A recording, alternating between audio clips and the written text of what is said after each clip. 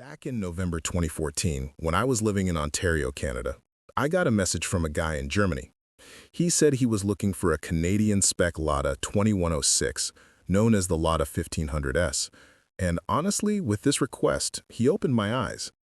I knew Ladas were officially imported into Canada for 20 years, from 1978 to 1998, but I had no idea that Canadian market Ladas were different from the Soviet ones, and in some ways, actually more advanced.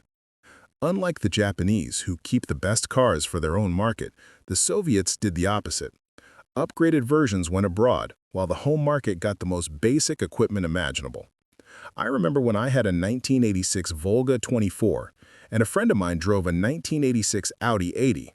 Calling his Audi a spaceship compared to my Volga is an understatement, but that's a story for another time. Anyway, this German buyer wanted to do something unusual, ship a Lada sedan from Canada back to Europe. The Lada 1500S was the very first Lada model sold in Canada, up until 1983, and by 2014, there were hardly any left. We eventually found one in Saskatchewan. The car had to travel nearly 3,000 kilometers to me. It arrived at a truck yard somewhere in the GTA, probably Mississauga. I still remember seeing it for the first time and wondering why it had white lines all over it like it had been dipped in salt. Then I learned that it had traveled all the way from Saskatchewan in a refrigerated trailer, and because it was cold outside, the frost simply never thawed. When I finally got a proper look, I realized this was the first complete, unmodified Canadian spec Lada 2106 I had ever seen.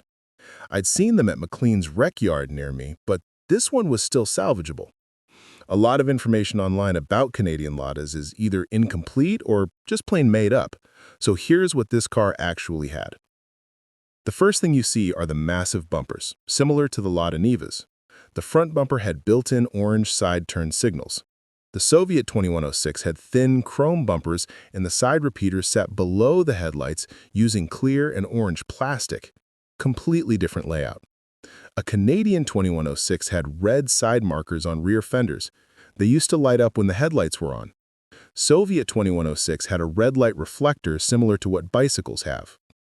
Under the hood, the Canadian 2106 had an evaporative emission control system, including a big plastic charcoal canister. Some of the Canadian Ladas I'd seen in junkyards had dual-barrel Weber carburetors, which definitely made them more interesting. A carburetor can change the whole character of a Lada.